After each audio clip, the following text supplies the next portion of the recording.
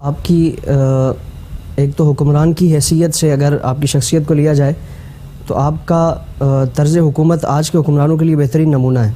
اگر آج کے مسلمان حکمران بلکہ پوری دنیا کے حکمران اگر چاہتے ہیں کہ اپنی نظام حکومت کو وہ کامیاب بنائیں، اپنی سلطنت میں عدل و انصاف اور دیگر سنہرے اصولوں کے ذریعے اپنی حکومت کو وہ کامیاب کر سکیں، تو حضرت عمر فاروق رضی اللہ تعالیٰ عنہ آپ کا جو نظام حکومت تھا، آپ کی دور حکومت کے معاملات تھے، تو ان کے لیے بہترین نمونہ ہیں۔ اور پھر عام ایک انسان کی حیثیت سے، ایک مسلمان کی حیثیت سے اگر آپ کی شخصیت کا جائزہ لیں تو ہمارے لیے بہترین آپ کے زندگی سے زرین اصول ہے ہمارے لیے کہ ایک طرف تو آپ کا دبدبہ ہے، آپ کی ہیبت ہے، آپ کا رعب ہے، لیکن اس کے باوجود اگر کبھی آپ کو کسی چیز پر آگاہ فرمایا جاتا ہے تو آپ بلا تعمل اس کو قبول فرما لیتے ہیں۔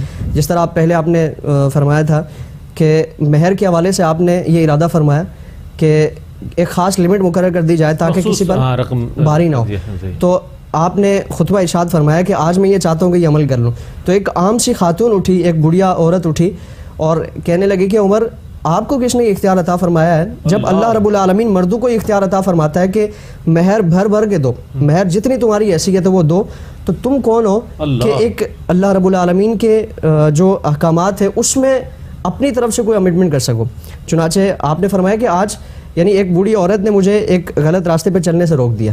تو ایک عام انسان کی حیثیت سے بھی اگر آپ کے معاملات کا جائزہ لیں تو حلم ہے، بردباری ہے، نرمی ہے۔ اللہ رب العالمین آپ کے ان جو اسوہ حسنہ ہیں، آپ کی اچھی جو خصائل ہیں، صفات ہیں، ان کو اپنانے کی توفیق۔ آمین۔ بہت شکریہ ادا کروں گا علامہ صاحب۔